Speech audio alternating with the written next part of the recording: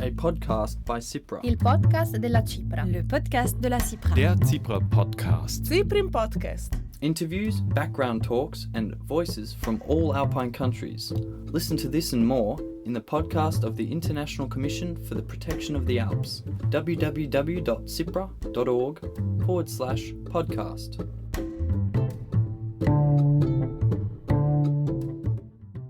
Hello and welcome to the current episode of Voices Along the Via Alpina.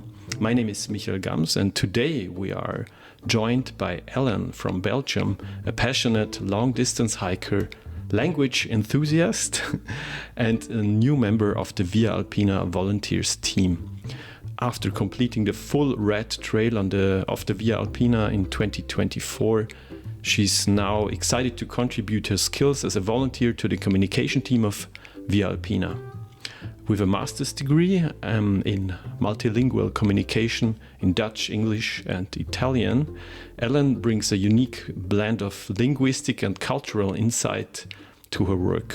Her love for the mountains, languages and Alpine cultures continues to grow, and in 2025, now she's hiking her favorite section of the Via Alpina, the Western Alps, for the fourth time actually.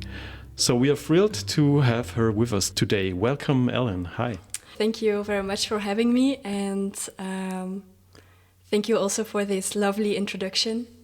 Yeah, we're joined by you today in our office, actually in Liechtenstein. It's nice you dropped by very spontaneously. How are you feeling right now? Right now, I would say very happy to be here and to finally meet Cipra International, but I'm also quite tired, especially after yesterday's rainy day, and yes, the body is a bit exhausted, but the mind is full of energy. You already said it, a bit tired. How long have you been on the trail so far? For now, about 2 weeks, so 4 more weeks to go for me. Where did you start? I started in the Carnic Alps, so close to the border with Slovenia and Austria. And then I did a small detour in the Dolomites to then switch back on the Via Alpina. It wasn't all easy the first days, you told me before, a lot of rain and so on. What's your takeaway from these first days? I would say that I have to enjoy more just being in the mountains and not just being focused on doing long distances every day. In the beginning, I was just focused on, speeding up, and I wasn't really taking time to enjoy the beautiful landscapes, but I soon realized that it is all about just enjoying where you are, and yes, this has so far been the most important lesson for me. Okay, yeah, we might have to add that you are not just hiking the Via Alpina, you try to do it in a trail running mode, so as quickly as possible. How did you come up with this idea? Well, 5 years ago, I started through hiking, so then I was just a hiker with a heavy backpack, and last year I felt like I needed a new challenge, yeah, indeed. And also because when I was hiking on the trails, I saw many trail runners, so that inspired me to do it as well. And yeah, it came naturally just after already hiked for 3 years in the mountains. It was time for a new step for me. Okay, what does a typical day on the Via Alpina look for you? Well, I try to start as early as I can, so that means setting my alarm at 5:30, which is still late, I think. But yeah, I do that to avoid the late afternoon storms, because they mostly roll in at about 3 p.m. So then I try to do as much as I can before that, and then I take a long break during the afternoon storm to then continue for 2 more hours after the storm. And then I'm happy if I can reach the final destination by 6:30 or the latest 7 p.m. But yeah, because of the weather, the last few days that wasn't possible.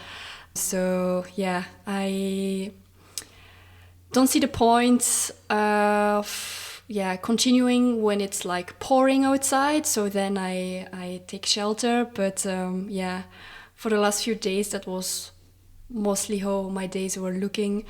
So then that means that I can only continue when it isn't raining, and sometimes that means that I'm still on the trails by 8 or 9 p.m. even. Mm-hmm. Okay. What has been your toughest day so far?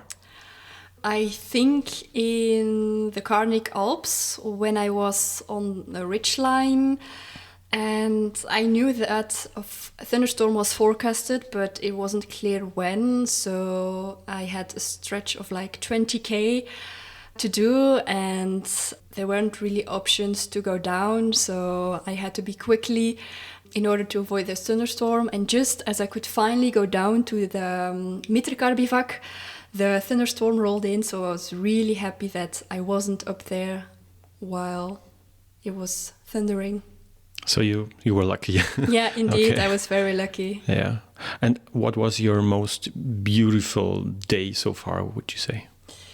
Well, every day is beautiful if you just look to the landscape, but on the fourth day, I had a really inspiring Encounter, maybe? yeah, sorry, I'm a bit tired, with Renata, who is 80 years old, and she was doing the High Carnic Way, and I was so impressed that it is still possible when you are 80 years old to do this. That's my dream.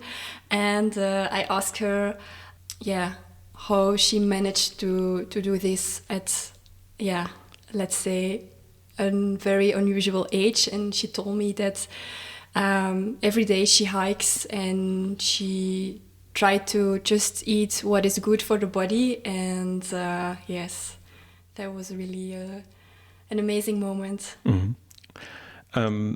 You are hiking and running along the Via Alpina for the fourth time now. But you told me before that some years ago you dreamt about hiking the Pacific Crest Trail, which is very well known among people who like to do through hiking. Pacific Crest Trail is in the USA, but now you're not interested in doing that so much. So why did your point of view change here? Well, I think because for me, being on the Via Alpina also means to eat well, and that is eating slow food. And slow food is food that is really good for your body, so no unprocessed food, and also food that is good for the environment. And when I see that hikers on a PCT fool themselves with McDonald's, that doesn't appeal to me anymore. And also, as a language enthusiast, it's really nice to explore all the dialects here in the Alps, and culture-wise, it's also much more interesting compared to the United States, I would say. Okay, maybe if we go back to this minimalist, fast-paced style of hiking, your backpack weighs only about 5 kilograms without water, with water a bit more, obviously. How well is that working out for you so far? Well, of course, 5 kilograms is ultra lightweight when you compare it to most hikers, but it is still demanding for me because, I think that my body weight is 53-ish. So running with, I think that it's more than 10%. When my backpack is also filled with water and food is still challenging. I can definitely feel it in the evening on my shoulders. But I have everything that I need and everything that I need to be safe. So I will definitely not cut weight when it comes to safety. And also my point of view to safety is that if you are lightweighted, you are much faster. And when you are much faster, you can much easier reach a place to take shelter from, for example, when there is a thunderstorm. So overall, I feel really safe with everything I have. And yeah, if I see sometimes hikers with backpacks of like 20... I met hikers with a backpack of 20-ish kilo who are struggling to do more than 2 kilometers an hour. Yeah, that would definitely make me afraid, like knowing that you have to hurry up because of a thunderstorm. So yes. I understand. So about this safety aspect, this arises also the question to me, how did actually your family and friends react when you told them the first time, maybe, I'm gonna hike the Via Alpina and I'm doing it all alone, and maybe this time even running the Via Alpina, or at least a large part of it. How is the reaction among family and friends there? Well, by now they are used to this, because this is basically my life for 5 years now. And to come back to why I prefer the Via Alpina compared to, for example, the PCT is, because there are just so many people out in the Alps during the summer, and you have huts and you can be in the middle of nowhere, but at the same time you are, for example, 2 hours away from a parking lot where you can descend and go to a doctor, for example, if needed. So as a female solo hiker, I feel absolutely safe in the Alps. And yes, I don't think there is need to worry to be out here alone. Also, there are no dangerous animals. So yes. Okay. Yeah, in some parts of the Alps, people are afraid of the wolves and the bears coming back. But still, it might not be the same as somewhere in the US, the complete wilderness, I guess. You are also volunteering for the Via Alpina. How did that come about? As being so passionate on the Alps and the Via Alpina, it felt like a logical step for me to join the Via Alpina Volunteers Team. And also because with my background in multilingual communication, I knew that I could mean something for the organization. And it also combines my passion for languages and the Alps. So that was perfect new project to embark on for me. Okay, great. And what exactly have you been able to contribute so far? Mainly translation. So when something has to be translated, Nora would text me and ask me if I'm available to do that. So there is no pressure on contributing to the Via Alpina project. It is just when you have time that you can embark on something, and if it doesn't work for you at that time, you can just say it. So that's also really nice. Great. Nora, just to explain, is coordinating the Via Alpina for us. You've met interesting people on your way already, as mentioned, the elderly lady who is very fit. How do those encounters differ from the ones that you make in everyday life? That's an interesting question, because they definitely differ. Well, first of all, when you're out on the Via Alpina, you meet like-minded people, which is much more complicated for me as a Belgian woman. So that's one thing. And why is it more complicated? Because we have no mountains, and although I know that there are people that are as passionate as me in Belgium, it's still hard to find them. Whereas when you go out here in the mountains, in the huts or in the bivacos, it's easier to meet people. And of course, when you are doing the Via Alpina, you have time, so you're more likely to start having deeper conversations, I would say, compared to, back at home. Is actually sustainability a big topic for you in your daily life? Yes, it definitely is. Although, it makes me quite, sad when I, think about me entering a supermarket and just buying stuff that isn't good for the environment and for myself. But it's, somehow the only way to do it, because as I'm working full time, for example, I don't have the time and the energy to grow food in a garden. So because we have this lifestyle of working 40-ish hours a week, we do not have another option than just buying food in a supermarket. Whereas here in the Alps, also here you have the space, of course, to produce the cheese and everything. That is more difficult in Belgium. It's also a nice way to, at least for some time, only eat food that is good for the body and the environment. What advice would you like to give others who are thinking about taking on the challenge of hiking the Via Alpina, or even running it, but just hiking it maybe first?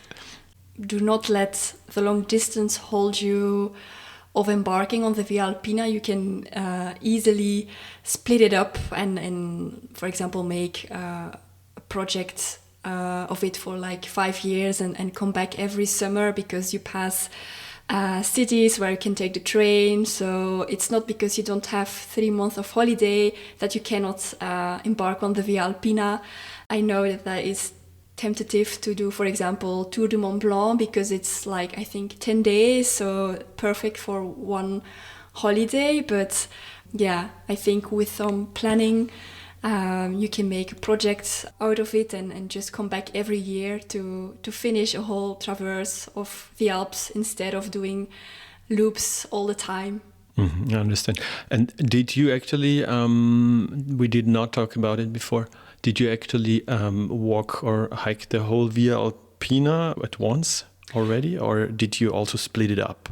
The first time, that was 4 years ago, I did the GR5, so that is from La Clément to Nice, mostly on the French side, but the Via Alpina is mostly following the GR5. And then the second year I came back to do the La Grande Traversata delle Alpi, so at the Italian side, also the Western Alps.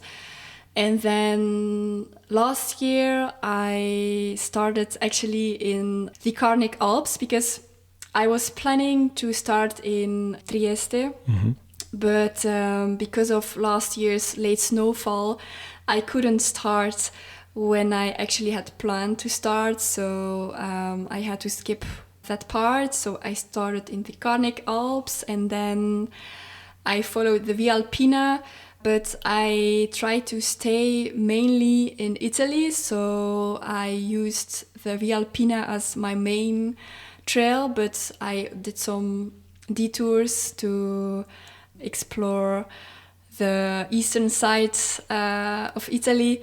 And then when I was back in the Western Alps, I stayed again on the Via Alpina. Okay. So actually what now I'm still doing parts on the Via Alpina that are new to me, but my point of view is that when you cross the Alps, you can call it Via Alpina, because what would you call it otherwise? I think that if you like to explore an area, you can just easily make your own way instead of following an official route. I think it's just nice to know that you have the official route in case you don't like to plan everything yourself, but I really like to study the maps and see all the possibilities. So that's why I like to make my own projects of it. Yeah, that's a nice thought, to have the Via Alpina as an inspiration and then find your own way where you want to go. But you also arrived in Monaco last year, Yeah, right? indeed, yeah. I would be interested, how did you feel? What were your feelings when you arrived there? Must be a mixture of many feelings, I guess. Yes, indeed. Well, since I traversed the Western Alps already 3 times, Monaco was my destination for 3 times already. And I always like to reflect on how I felt the year before and on everything that changed during that year.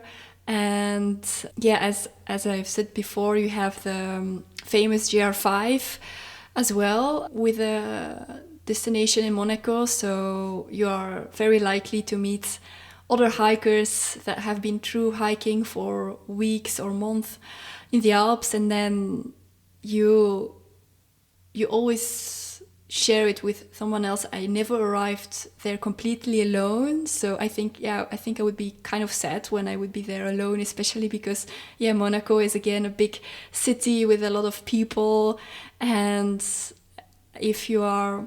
So you arrive there and you meet other people who just finished the Via Alpina, and there's the big Via Alpina party, or how can I imagine that? Yes, I heard from other people that then they have an overnight stay on the beach and celebrate the end of their Via Alpina, but I didn't do that. Maybe a funny story to tell.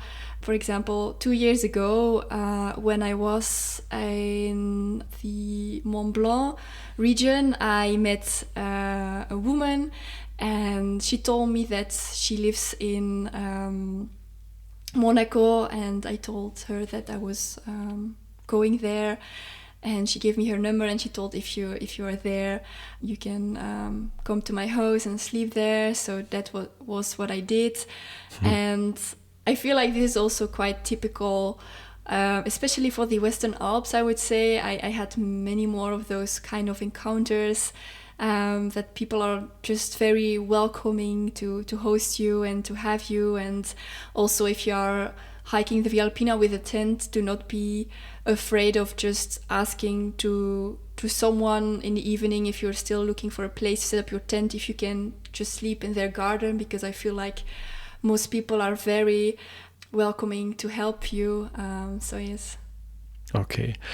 You are 26 years old now, right? Because Via Alpina is 25 years already there. It was founded around the year 2000, so almost your age.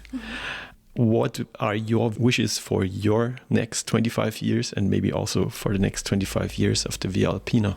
Well, for myself, definitely that I can stay healthy and come back to the mountains every summer.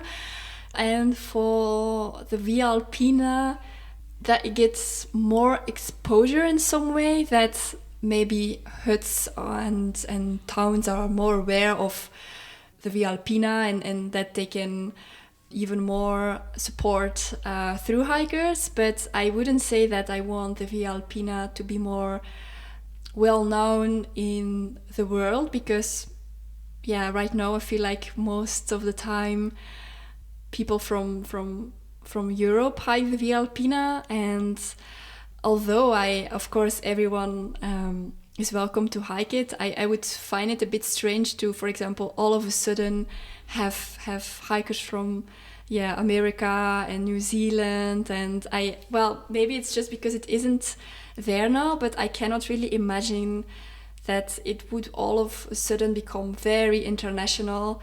So yes.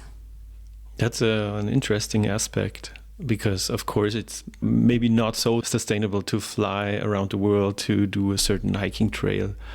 It might be more interesting to find something that's nearer to your home.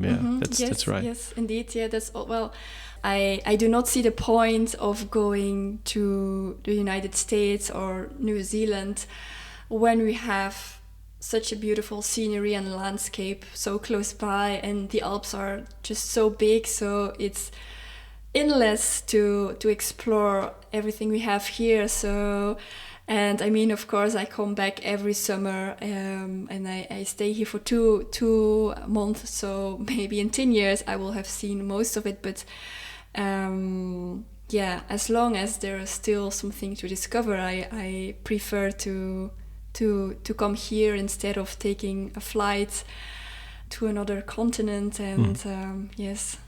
Yeah, and you already mentioned before, maybe you also want to move to the Alps, actually. Yeah, indeed, because I mean, when I started in the Carnic Alps, I could have taken the train, but it's also just so expensive. So yes, I opted for a cheap Ryanair flight to Venice. But I would be much happier if I can just, live in the Alps and go out in the weekend. And it's also such a hassle to come here from Belgium. So I will definitely try to find a job here, and then I think, because of course we are always looking for the best, but I think that then I can say that I have everything I need in my life if I have the mountains around me, and if I'm able to go out whenever I can.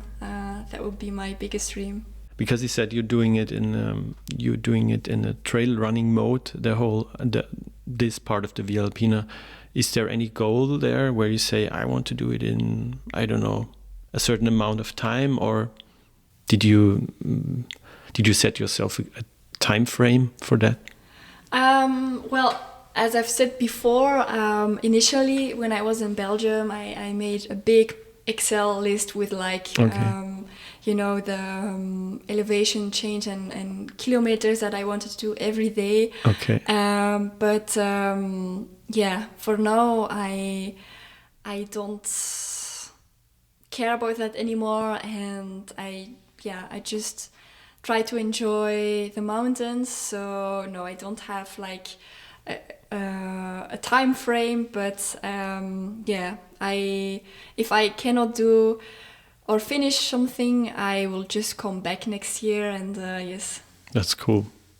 It's a nice change of perspective, actually. Yes. Well, as a runner, and I feel especially with ultra running, it's mostly not about competition between other runners, but ultra running is more about challenging yourself and being competitive with yourself. So I'm happy that I learned to let go of that and just really try to enjoy it, because it would be such a pity if I didn't and just focused on doing case. Thank you so much, Ellen, for sharing your journey with us. Thanks for being so open and also talking about your experiences and reflections.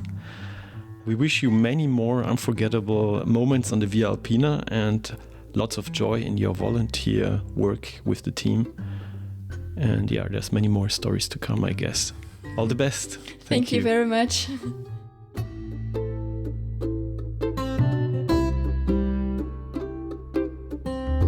You have heard a conversation with Via Alpina volunteer Ellen Boucké. If you're interested in her adventures, you can also find her on Instagram. This was another edition of the multilingual podcast series Voices Along the Via Alpina. You find a link to this project and all other episodes in the show notes. We are realizing this podcast series with the financial support of the charitable foundation Fürstlicher Kommerzienrat Guido Feger in Liechtenstein. My name is Michael Gams. Goodbye. A podcast by Cipra. Il podcast della Cipra. Le podcast de la Cipra. Der Cipra Podcast. Ciprim Podcast. Interviews, background talks, and voices from all Alpine countries. Listen to this and more in the podcast of the International Commission for the Protection of the Alps, www.cipra.org/podcast.